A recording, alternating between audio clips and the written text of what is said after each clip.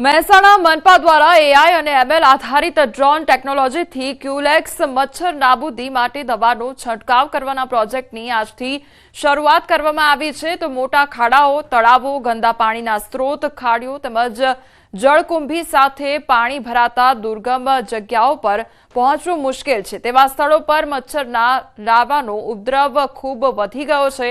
આવી જગ્યાએ ડ્રોન દ્વારા ક્યુલેક્સ મચ્છર નિયંત્રણની કામગીરી કરવાનો પ્રોજેક્ટ શરૂ કરવામાં આવ્યો છે। આ પ્રોજેક્ટમાં ટેકનોલોજીનો ઉપયોગ કરી ડેન્ગ્યુ, મેલેરિયા જેવી બીમારીઓમાં નિયંત્રણ મેળવી અને રોગચાળો અટકાવી શકાશે।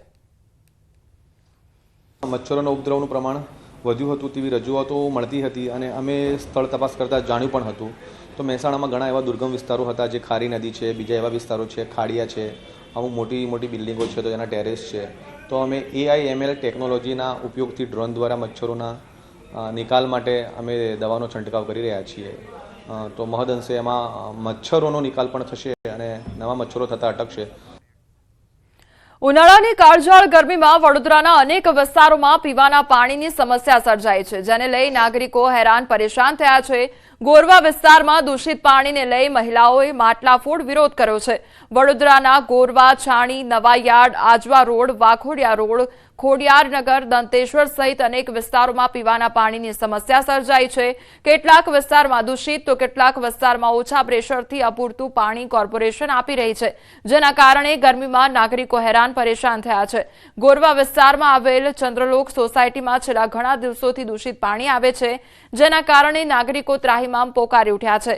આજે મહિલાઓ મોટી સંખ્યામાં ભેગી થઈ મહિલાઓએ માટલા ફોડી તેમજ થાળી વેલણ વગાડી વિરોધ કર્યો, સાથે કોર્પોરેશનના શાસકો વિરુદ્ધ સૂત્રોચ્ચાર પણ કર્યા છે। મહિલાઓએ કહ્યું છે બહારથી રૂપિયા ખર્ચીને ચોખ્ખું પાણી ખરીદવું પડે છે। નેતાઓ મત લીધા બાદ વિસ્તારમાં જોવા પણ નથી આવતા।